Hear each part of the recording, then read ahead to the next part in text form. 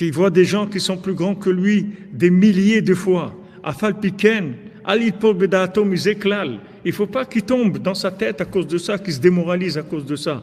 Mais alors, il est arrivé. Il est arrivé. Comme quelqu'un, il lui a dit à Rabbi Nathan, il lui a dit, tu sais, il y a quelqu'un, il fait 1000 pages de Gemara par jour, 1000 dapim, c'est-à-dire 2000 pages de Gemara par jour. Rabbi Nathan, il dit, moi j'ai Oizer, j'ai mon Oizer à moi, il fait 1000 fois Ribono Shel Olam par jour. Il dit 1000 fois Ribono Shel Olam dans Saïd Bodedout. Il dit 1000 fois, maître du monde, Seigneur del Mundo, maître du monde, 1000 fois par jour. Il faut pas ce qu'il faut, c'est créer une résistance de manière à ne pas se laisser casser, jamais. Il faut jamais se laisser décourager et se laisser démoraliser, parce que tu sais pas du tout la valeur de ce que tu es en train de faire. Quand Rabbeinu nous dit que de nos jours, celui qui se lave les mains avant de manger du pain, il est un sadique comme le Baal Shem Tov à son époque. Donc tu sais pas, même quand tu vois le Baal Shem Tov, tu sais ce qu'il faisait, il faut que tu saches que toi, rien que quand tu te laves les mains avant de manger du pain, tu es comme le Baal Shem Tov.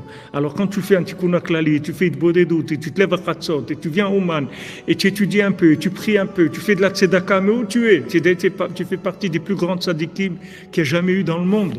Rabbeinu l'a dit, je veux faire de vous des tzadikim comme il n'y a jamais eu dans le monde. Maintenant, vous croyez que ces tzadikim-là, ça va être quoi?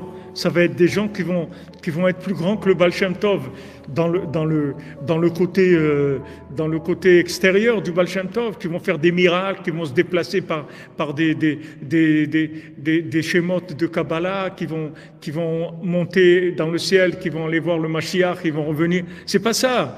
Des tzadikim comme il n'y a jamais eu dans le monde. C'est des gens que dans cette obscurité là où on est aujourd'hui, dans ce degré d'inversion qu'il n'y a jamais eu comme ça dans le monde, on a le mérite de faire des choses extraordinaires dans cette obscurité. Donc ça a une valeur comme ça n'a jamais eu au monde. Ça n'a jamais eu au monde. C'est la rareté qui fait la cherté. Il y a une rareté. Il y a une rareté parce que c'est très très difficile dans cette obscurité là. Normalement, les gens ils sont dans Netflix, dans toutes les bêtises du monde. Et nous, on se lève la nuit, on dit Hachem, je suis là, hein. Je suis comme je suis, mais je suis là, je suis avec toi.